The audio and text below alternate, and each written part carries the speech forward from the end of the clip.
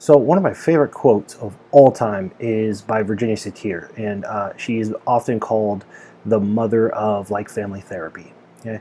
And it goes like this: most prefer the certainty of misery to the misery of uncertainty.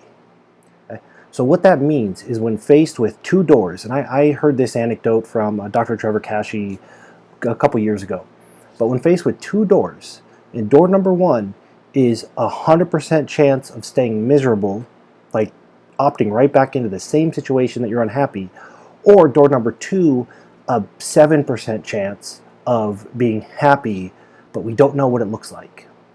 Okay? Objectively, people would choose door two, right? 0% chance of being happy, 7% chance of being happy. Obviously, you pick door two. In reality, almost everybody picks door one. The devil you know. Okay? And so what we do is we prefer the certainty of misery to the misery of uncertainty.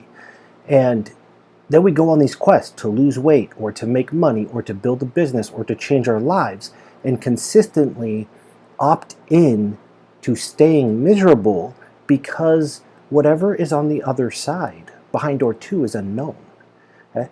So it's important to recognize where you're opting into the certainty of misery, in my opinion anyway, because you don't get to want to be happy and complain about not being happy and continue to opt in to misery. And if you want to go a layer deeper, if you're a business owner, if you sell product or service, if you're a coach or a consultant, remember, people prefer the certainty of misery to the misery of uncertainty. So your clients, your constituents, your followers, they may love your stuff, but they may not be getting the results that you want them to get or think they should be getting. And it is because they too are likely continuing to opt into the way they have always done things because it's familiar. And so throughout your process, marketing, sales, fulfillment, we want to remember that we have to instill some level of safety where you may not think there needs to be safety there, but if it becomes too uncertain, even if it's better for them, they may not take that step and they will right back into what is familiar, which will get them the results they already know.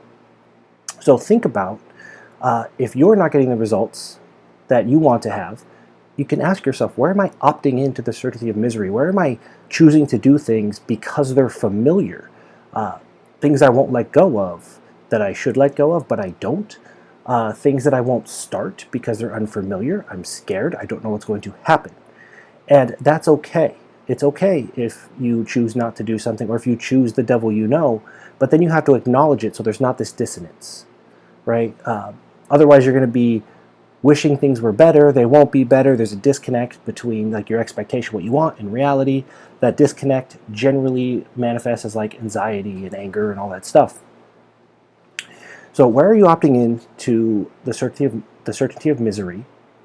What would you need to have enough certainty to start to peek behind door number two? Ask that for yourself, and then you got to turn around. If you have a business and you sell stuff to people and you want people to use your thing because it's going to improve their life, you have to ask the same question in your process: is what do they need so that it is familiar enough, there's a perceived safety that they will go behind that door instead of run back to what they already know. So hopefully that's helpful. I built a few programs just based on this concept and principle. They're very, very simple. It's just answering some questions, as people go through your process.